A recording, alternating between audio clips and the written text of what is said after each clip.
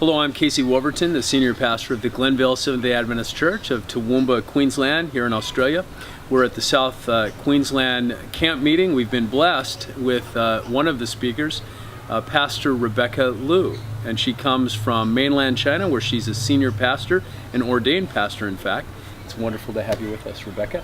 It's my pleasure. Rebekah, we have talked in the past about the personal discipline of Bible study for the pastor, how he or she feeds him or herself in preparation not only for a life of faith, but also a life of service. But what I'd like to hone in now is, what are your thoughts regarding personal prayer? I mean, certainly Bible study is an important part of our personal connection with God, but also there's this discipline of prayer. What is your personal practice? What is your habit when it comes to prayer in your spiritual life? Regarding prayer, I think prayer, just like worship, is a way of life. It's not that we spend long time in praying, then that means we are spiritual. I just felt, I really think the Jewish thinking, they think the person is a whole person dedicated to God, whether eating or drinking or worshiping or singing, praising, all is for God. So I really consider myself, sometimes every day I pray, but my prayer will be different. If I have some urgent things, I would pray a long time or more earnestly. But there are some days I feel down. I just pray, then tell God that I'm done, God. That's all. I have nothing to say. I just let myself that, because I felt God has always been in my life. Then we have also like a wife WeChat group, something like that. We will pray for specific things on the internet together with our people. We will say, okay, 3, 2, 1, start. Then we will go separately and to pray. Then come back as a group. I will write prayers on my website, and together people will know that this is my prayer.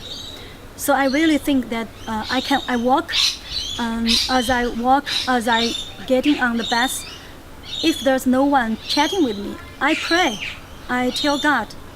So I really think praying life is just in constant conversation with God, who knows me and who is more powerful than me and who loves me. So for me, prayer is a relationship thing. So prayer, and you're taking from Paul, pray without ceasing. It's really an unending experience.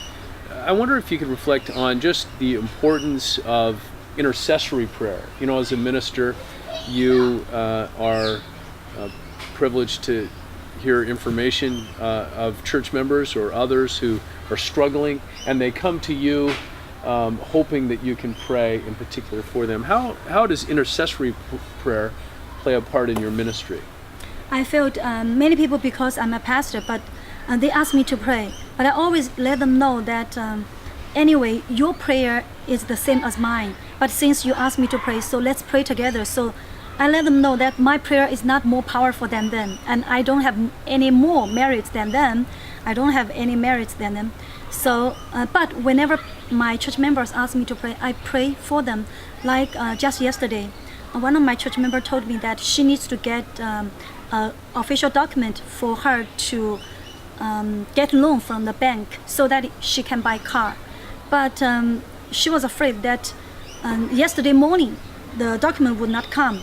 Then if it comes on today, which is Sabbath, then she said according to the rule, she has to pay the money and get the loan from the bank, then pay the money to the car dealer the afternoon. So we prayed on the internet. Then I really sincerely pray. I say, God, you know her heart. Please let her know that you are in her life. And the things just happened. Just 1 hour later, the girl told me, oh, I heard from the dealer. They said the bank promised them to give the document tomorrow.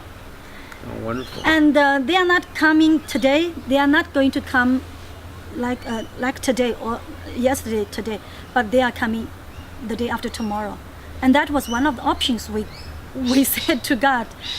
So God really is active in our lives, and I'm so happy for my sister that she felt God loves her, and God is solving her problems just instantly. Oh, that's wonderful. Well, it is true, and what a powerful testimony of the power of intercessory prayer. It's so inspiring. She sought you out, you prayed, and then there was an answer to this prayer, and it bolsters our faith, doesn't it? Yes. It really, when God shows up as a result of our prayers in a very specific way, it is a testimony to the reality of God, isn't it? So I really think God is loving. Prayer doesn't really bring God down to us. It's taking us to God and to feel the presence of God, which is always the key, the focus of our life. Thank you so much. That prayer factor is such an important part of experiencing the intimacy with God that He wants us to enjoy. Thank you for being with us. Thank you, Rebekah, for joining us again, and may you be blessed.